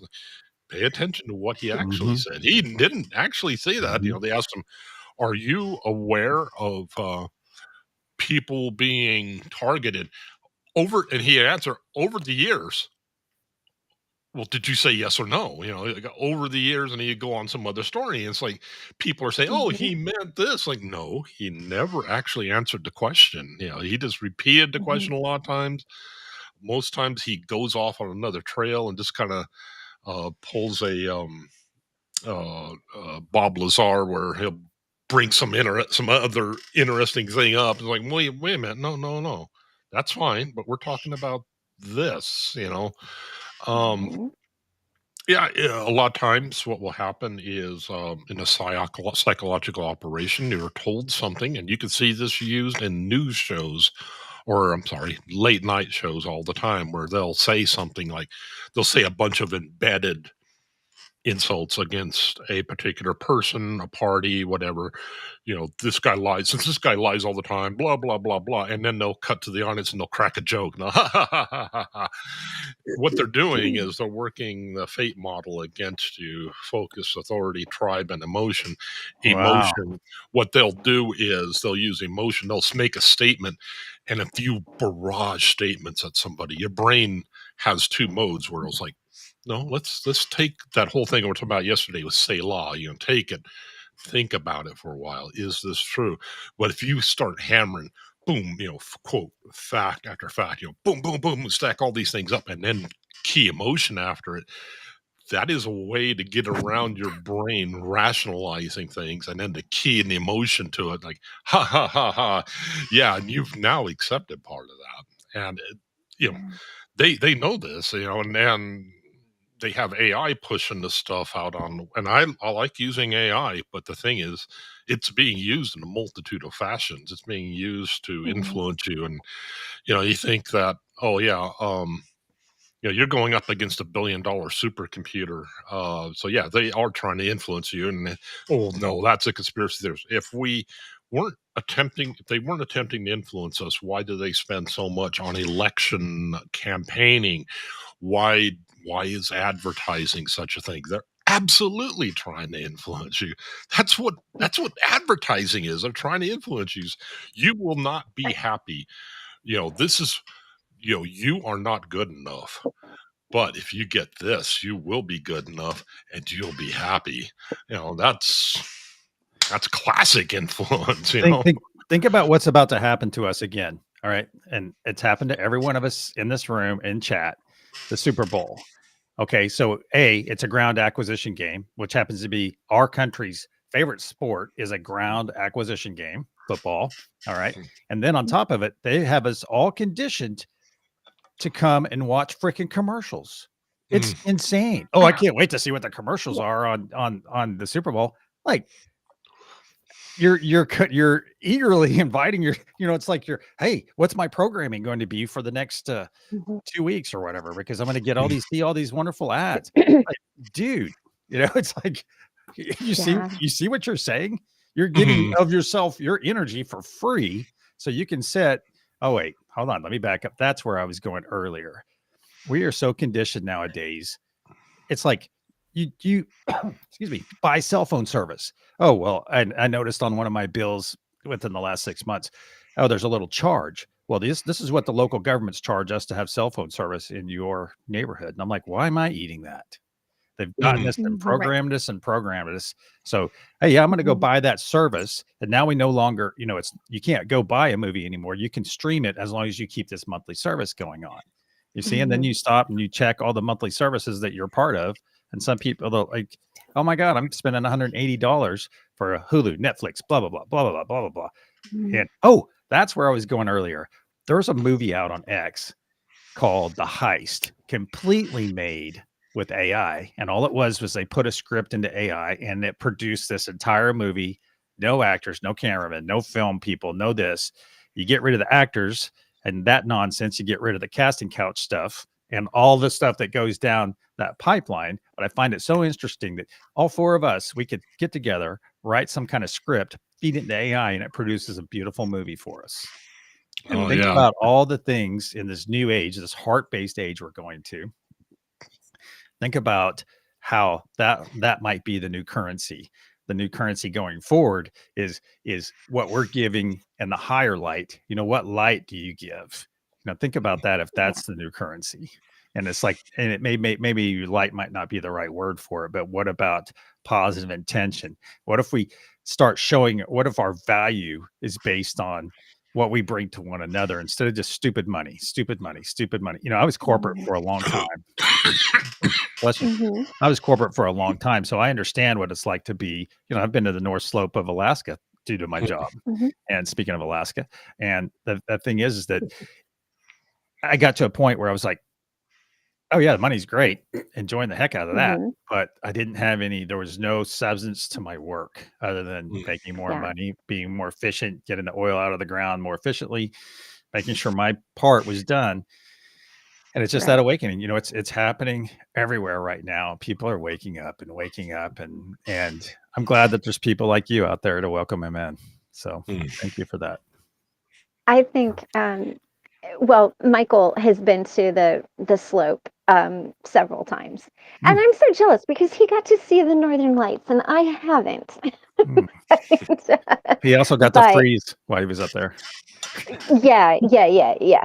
They had to build a hoot around what they were doing so that he could actually work. The money was great, but yeah, Sure. it's a whole thing. The North Slope is its own thing, but It is, and that's the Arctic Circle right there. yeah, yeah. And I think where everything is coming from is we're moving into the age of Aquarius, which is Aquarius is the sign, which is what I am. I'm an Aquarius of intelligence. It's not emotional, it's factual, but it's also all about the collective. So as we move into the age of Aquarius, what we're really moving into is an understanding of what's best, not only for ourselves, but the collective, and taking the emotion out of that. So whereas, in Pisces, for example, you're swimming in that emotion, right? You're all in it. You're like a fish in water in the ocean. Like you don't get out of that. So I think a lot of it really is, and in tarot, the air signs are represented by this suit of swords. And when you have swords, there's what's coming, right? Like you pull a sword on somebody and there's only one of two ways that's going to end, right? Either you walk away or you bleed. So there is that. So I do believe that that's why all of this search for knowledge and search for understanding is coming, is because we are in the age of Aquarius. So a lot of that emotion is leaving, and it's just the facts. We want the facts and we want the collective to be better. As far as the drones, to be honest, I haven't really followed it too much, but what I know to be true is anytime anybody is trying to get you to look over here, there is some major shiznit going on over here. And my question is not, I don't give two craps about the drones. Are they drones? Are they not drones? Are they UFOs? Are they balloons from China? I don't care. What are you doing over here? That's what I care about. I don't care what these are. But see, What you is this? should. That's the thing, is they think that you should, and that's the thing you're seeing through. Right. We're all seeing through Right. this nonsense of, because we know it's you guys, or we know it's them, or we know it's this, we know it's that. Yeah. And it gets pushed away. It gets like, oh no, Mhm. you were having some politician in New Jersey said Right. that's a figment of your imagination. And speaking of that, hey, I want to send each and every one of you love, peace, and joy. I've got to go make some donuts. So I may see you guys there at the top of the hour. And I want to say All hello right. to everyone in chat. Thank you for being here. And Thanks. I will see you guys next Have a time. good one. All right. Cool. See ya. All right. Bye. But I do think that it's I'm paying attention. I want to know what's going on over here. But as far as the, becoming awakened and becoming enlightened, it really is because we're moving into the age of Aquarius. And like I said, Aquarius is about the collective. It's about how can we make our communities better? How can we be better people in our communities? And I think too, we're going to see a lot of upheaval, Yes. because Pluto's also in Aquarius. So that's bringing a lot of the stuff from a lot of the things that have not healed is coming to the surface. And so that looks a lot of different ways. Again, Aquarius collective. So unhealed things around government, around money, around, what are we doing, but also personally. So I think that it's very much this double-edged sword as we're moving into the age of Aquarius, and we're wanting to know these answers, and we're wanting to know these things, and we're becoming enlightened. I think there's also a very soft underbelly that comes with that. And, you don't, there's always, how, how is it put? So if you want to get to the outer solar system, you have to go through Pluto to get there, right? Pluto is represented by Hades. You kind of have to go through it to get through it. So I think that there's going to be a lot of this. I think this is just starting. And I think we can drive ourselves crazy looking at all of these things, or we can look at it in our own communities and say, how can I change my community to make it a better community for the whole world? And I do think that you have to be mindful of what you're looking at and what you're doing and what you're giving your energy to. But I think that's where a lot of the questions about things are coming from, is because we are definitely in that age of Aquarius. And when Pluto was in Capricorn, it was very detailed energy, so we're really getting a lot of that Aquarian energy, and it's going to be very uncomfortable for some people. Some people are going to feel right at home in it. Some people are going to feel very uncomfortable in it. For example, I don't do well with like earthy energy, so like Capricorn, Taurus, that kind of energy, I don't do well with it. It moves too slow. It's but when you get Karina, who's a Taurus, and me, who's an Aquarius, together, you get a good combination. So I think it's really just looking at kind of what's going on, and just understanding there's going to be a lot of people asking a whole lot of questions in the future. And I find what TCM brought up about the Super Bowl to be Uh-huh. true, and that you can see this. It's one thing, okay, like when I'll bring yes, your Hecklefish stuff. That is you saying, I'm going to buy this to support this channel, and because I like it. Uh-huh. But you've had sports, stuff. Mhm. I'm going to buy a Nike. A lot of us buy Nike shirts or whatever. Mhm. If they're not, I'm going to support Nike. No, usually Yeah. with that stuff is I want to be trendy. And so Yeah. now you're paying a company to advertise for them. And what they do, they get everybody wearing Nike. I'm just using Nike as just a whipping boy Yeah. here, but get everybody to get that focus, authority, tribe, get that tribe Uh-huh. of the fate model working. The tribe believes in Nike, in Adidas, whatever. Insert company here. I want to be like the tribe. The tribe is important to me. Yeah, that's very And big. And the Super Bowl, yeah, I mean, it became yeah. more about the Super Bowl show. Oh, did you see what so and so on did? Do you care about who's playing? I don't give a crap who's playing. I want to see this. I want to see the halftime show. Did you see what so and so on did? Yeah. You know, Well, and to your point, that's why you will never see me wearing anything that's got a logo on it. You're not paying me to advertise for you. Like, I just don't. And I'm like, but I think that a lot of things have been lost. You're right. Like, so I love Simon Sinek. He's my oh, guy. you've heard of Um, them.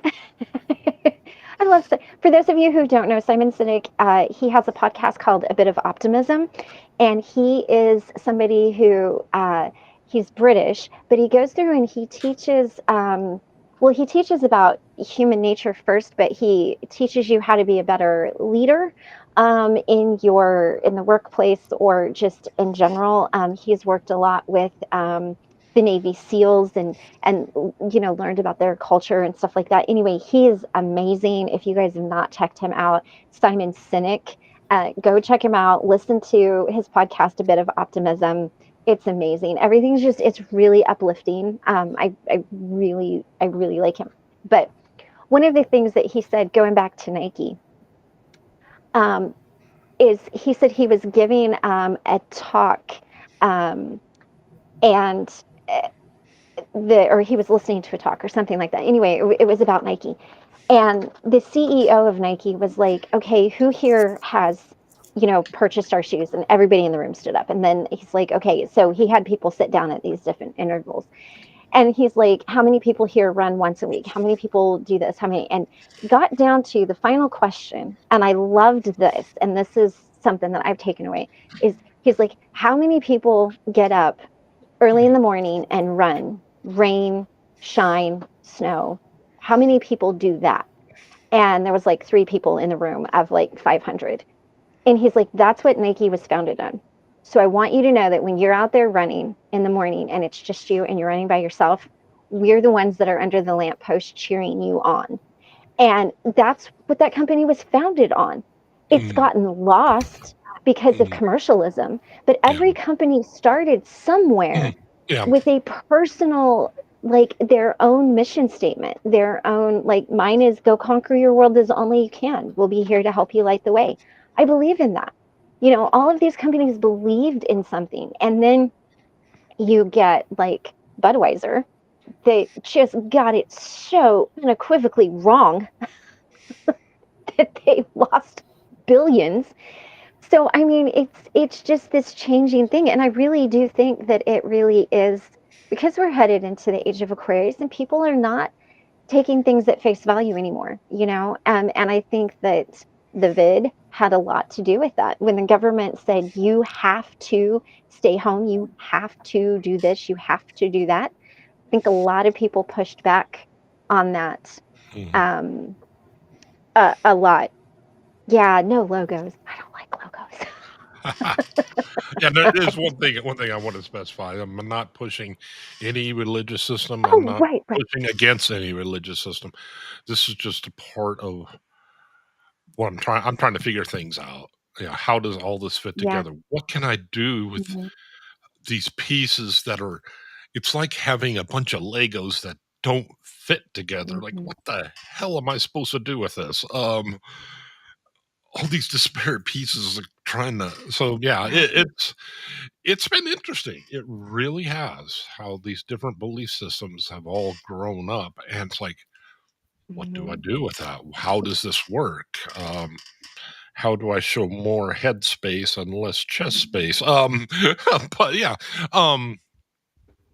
Well, it, and it it's a part of your identity too. I mean, it was a part of my identity. mhm, So not only are you untangling your belief system, whatever that looks mm, like I believe we should all be covered in logos too. I believe we should not. Green jello is better than red jello. It doesn't matter what it looks like. You're not just Right. untangling um, your belief system, you're entangling a part of who you are.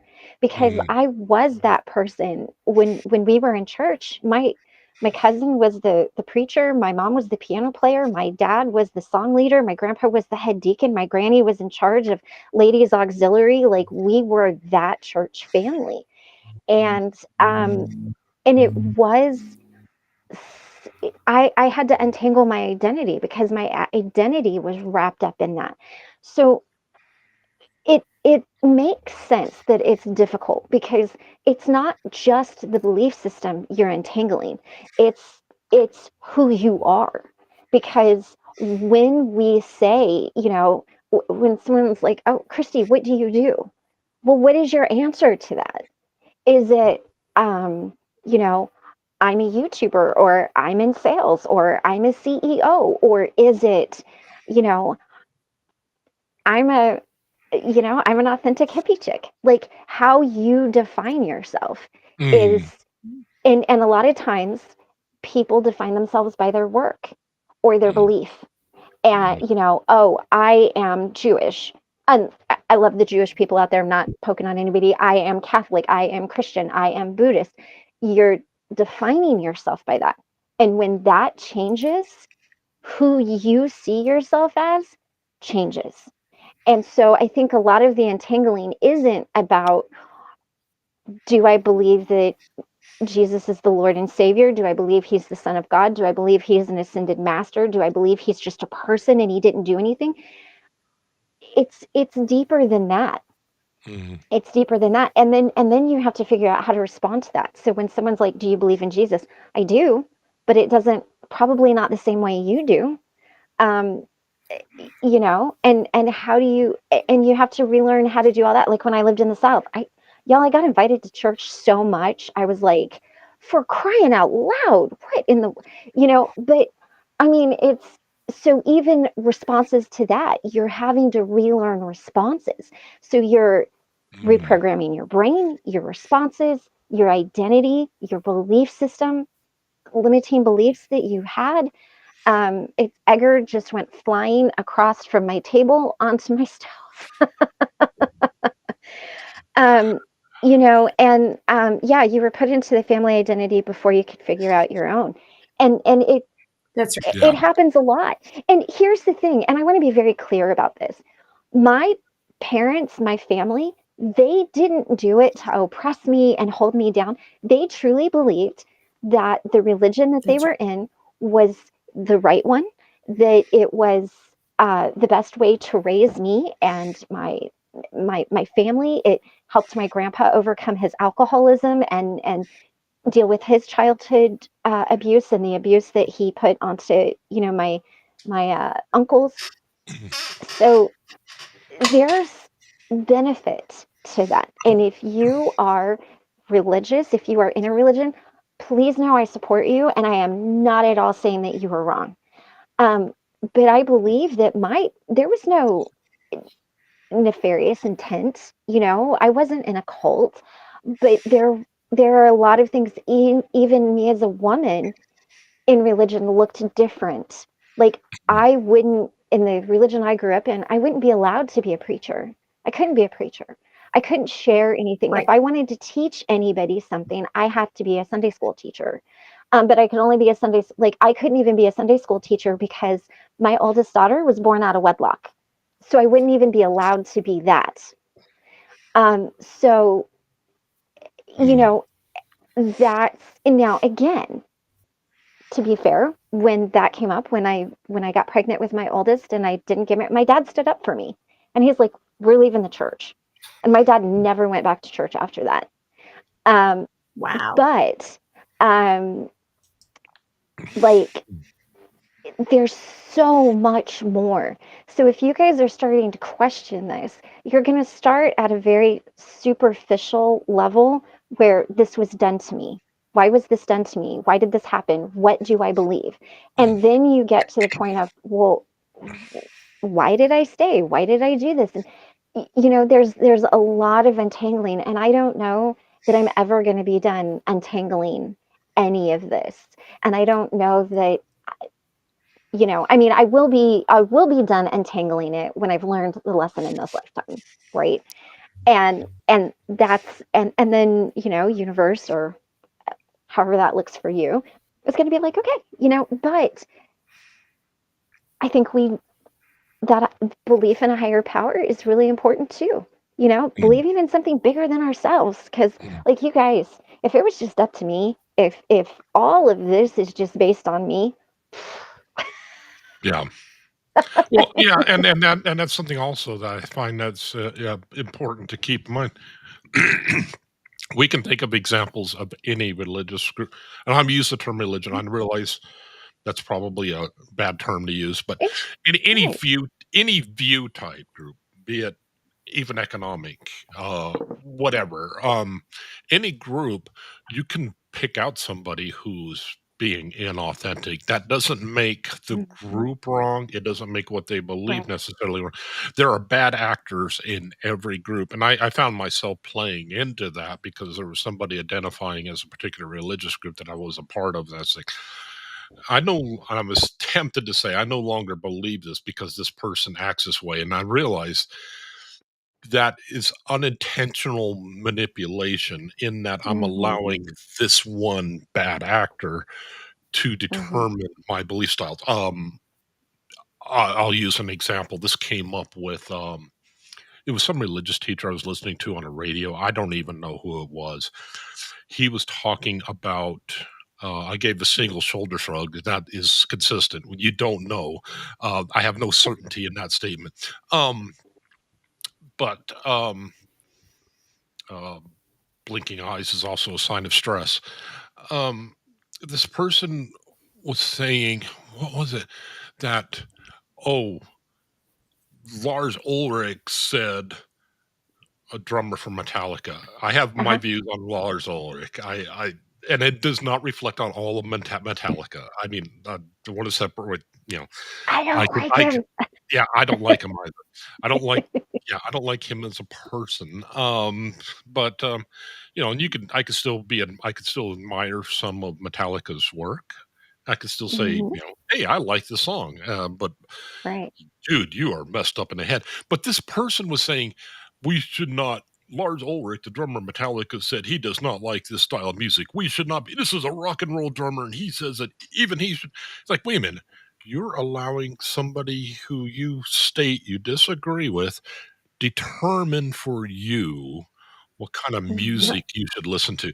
You talk about that's not intentional manipulation, but you're still allowing Lars Right. Ulrich to determine the style of music in a Yeah. religion. And like that's weird. I mean, Yeah.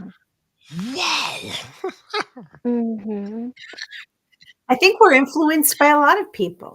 I think that, sometimes a message resonates with us, and instead of us going internal for the answer, we're going Yeah. external. Mhm. So look, this person, they look good, they sound good, they're very alluring, and you start to go down, and then the next thing you know, their opinion is your opinion. Mhm. But if I question your opinion, you can't answer why Mhm. you feel that way because it's not really yours.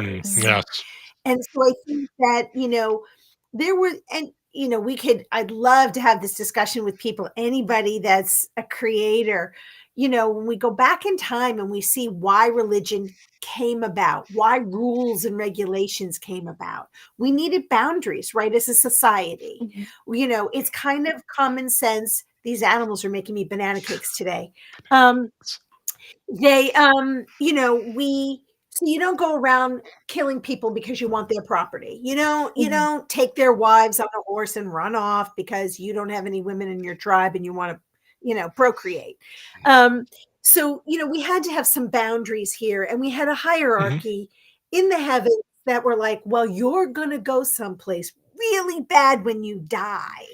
Well, of course, that's going to be your message because you can't come back and tell me, in theory, what happened when you died. And if you were on that train, as I said before, I'm on the bus to hell with some people I know. Um, so I think that there are pros and cons to messages, but and what I said to Victor earlier is, as parents are more enlightened and allow other perspectives, other like, okay, this is what I believe. You were raised, Teresa, as a Catholic. But you know what? Do your research. Does that religion actually resonate with you? Mhm. Does that way of teaching resonate with you? Mhm. And if you want to go a different direction, okay, let's, maybe not, don't go the Hare Krishna route where you're, dancing around in a circle bald. And I'm kidding anybody that's a Hare Krishna, sorry. But, it's like, use your common sense. What Mhm. resonates with you as that person? Mhm. And most of us, what I'm witnessing in the last few years Mm. is Mm. people don't want to do that in their work. They want to be told or guided or led to a solution. Mhm. That can be in any way, shape, or form. And I think that, it's it's um it's also being respectful. If you have a way of believing, if you have a way of living, I want to respect it as long as it's voluntary for you. Mhm. But um don't tell me that I can't wear a certain thing, I can't look a certain way, I can't dye, cut, color my hair a certain way. Um, do I want to see a bunch of hoo-has walking down the street and I don't need to see every boy's tushy this side of the Mississippi? I've seen more tushies. I'm going to get arrested. And it was a form of clothing. And I'm like, oh, I can't wait till this fad ends. Mhm. But it's you are following a group of peers that resonate for Mhm. you. Why is it that that's important to you? Mhm. And so this journey that I've been on is really about accepting people where they're at. Mhm. And I think by us living, whether it's light workers or whomever you are, healers, um, corporate people, it doesn't really matter. The way that you live, the way that you honor people or show up for people, that's how you are influencing people's behaviors. Mhm. And if you don't like me for how I live, for how I breathe, or how I um, um, think or Mhm. act, that's great. That's your choice. And I want you to go with your choice. Mhm. Don't make me feel bad about my choice though, Mhm. because this shell that I'm in, I crafted it. It's me. Mhm. And so I think what you're saying and what I've been hearing from people, um, it look within before you start looking outside of yourself for your answers, Mhm. because sometimes the path that you're following does lead you to a cult, makes you more vulnerable and Mhm. receptive to, that way of thinking. The next thing you know, you're signing over your whole life Mhm. Mhm. to that way of being. Mhm. And that's not just religion, people. But religion, a lot is under the guise of God. A lot is under the guise of religion. Well, your religion, sorry, that's not the right religion. The way I pray and the way that I, beat myself, that's the way that, that's the true religion. That's why we're in this, cauldron of crap, Mhm. because your way is different than my way. Mhm. My God is better than your God. Well, there's only one God. So, oops, I'm gonna have to pause. They're going bananas. This is really interesting too. This was one of the things I was hitting on in one of these operations manuals. Um, Uh-huh.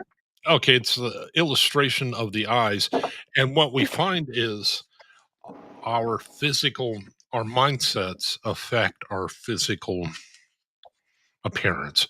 Good or Yeah. bad. You have several factors, and of course, there's also a lot of genetics. I'm not saying what a lot of people probably think I'm saying. But what this is talking about is a lower eyelid LEF factor, lower eyelid factor. And I Mhm. think I brought this up before, that what we have is you have this wrinkle underneath your eye. And what that comes from is being skeptical. Like, "No, I don't know Mm. about that."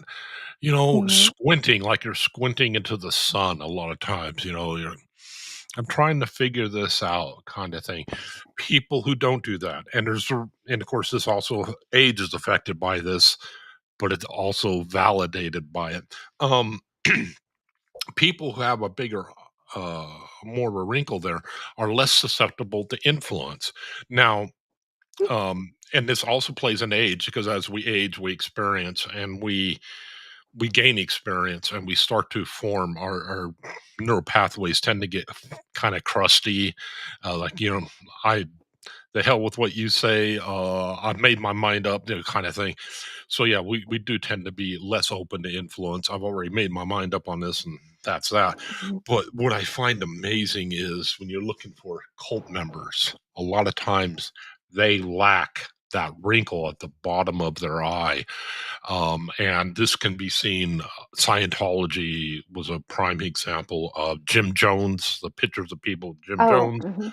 They didn't have that. A lot of Heaven's Gate members didn't have it, even though one of them was really old. And then yeah, the Branch Davidians. I mean, there's been study after study after study, and they're finding like, wow, this appears to be a physical property of a mindset that we can have, and Yeah, then that, and it's not necessarily all bad. I mean, like I said, right. or not necessarily all good, because sometimes we make our mind up about incorrect things, and I think there's always a Mhm. balance there. It's like I need to be open, but not so open my brains fall out, and I'm willing to follow some fat guy with baked beans teeth and the whole 9 yards, as he spews on about stuff he just happened to get right occasionally. Um, but yeah, it is interesting, and that was one of the things that we needed explanation for phenomenon we couldn't understand, like thunder. Mhm. Um, Mhm. and that I don't remember where I was going to go with that. Don't ever, but we do see this even in social media, which is getting decidedly antisocial, where people project things that aren't necessarily. And I'm not saying you need to go on social media. Oh, woe is me. I'm not saying I'm any better on so. I'm not saying I'm any better than a person because I don't participate in social media. My social media account is mainly that way out of sheer laziness. I tend to use Facebook only for Messenger. Yeah, I try to get involved in it and try to support people, but I'm old. I forget. But we saw this in the case of Chris Watts. He was the guy who wound up murdering his own pregnant wife, and Mhm. just disgusting individual. Point being, though, that his wife was big on social media, and she was painting this picture on social media where everything is perfect, everything is roses, this Mm. artificial image. It kind of reminds me of a few pastors' wives where they always say, "Oh no, everything is good," and you come to find out, no, everything was actually going to shit. And I'll say shit because, Right. yeah, we're not not monetized, and I have this flag for adults. Um, but yeah, it um, just be I guess that was one of the things that I had, and I realized when I was in social media, I was doing that too. Oh, everything is perfect. Everything. It's like, no, Mhm. life doesn't work like that. Life isn't always Yeah. wonderful. Sometimes we wake up with a headache. Sometimes we wake up with a toothache. Sometimes we accidentally put diesel in our car. Bad things happen. I've never done that, but I know of a motorcycle rider that, yeah, that happened to. Um, Oh, no. That's sad. yeah, he had to take his bike apart. But yeah, I mean, things happen. Life isn't always beautiful. We do the best we can. But yeah, that was the thing I don't like about a lot of social media. It's always, oh, life is roses and things like that. Having Yeah. said that, on X, I do tend to retweet. I think it's still a term, tweet. I don't know. Um, I tend to retweet animal videos just because Mhm. a lot of the body language stuff I get into, there's some messed up people. And at the end of it, it's like, okay, I've used this person for an example to study this body language style, but yeah, you have all this negativity. I need that positivity. So I'll You go and need I'll some find, puppies. yeah, baby animal videos are great for that. Dogs playing in Right. snow, chinchilla getting brushed, with a big old Yeah. smile on its face. Um, yeah, that sometimes I need that, but yeah, I try to avoid saying, "Oh, everything is beautiful with me." In fact, I don't talk about myself at all. Right. But I'm not saying that view is superior or at all. But Right, right, right. um, yeah, but I just find that that's the way we tend to be inauthentic sometimes. And it looks like you've got about 1 minute Oh, until the next person is supposed to start, just so that you knew where you thank were you, at. thank you for that. I completely lost track. So you know what? We're just going to go ahead and close this out. Uh, again, conversations with Christy. Teresa's getting her channel built right now as we speak, and the Mhm. person we had earlier was Truth Wave Energy Meditation. Um, should I close with the video? You know what? I think people know who I am already. So I don't think I'll even bother with a video. I'll just go ahead and close this. And on to the next, which I don't remember who that is. It's going to be uh it's going to be Surviving Together.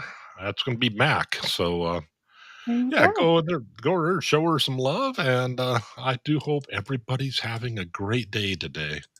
Have a Merry Merry Happy Christmas, holidays, guys. Have everyone. a Merry Christmas. Thank you so much.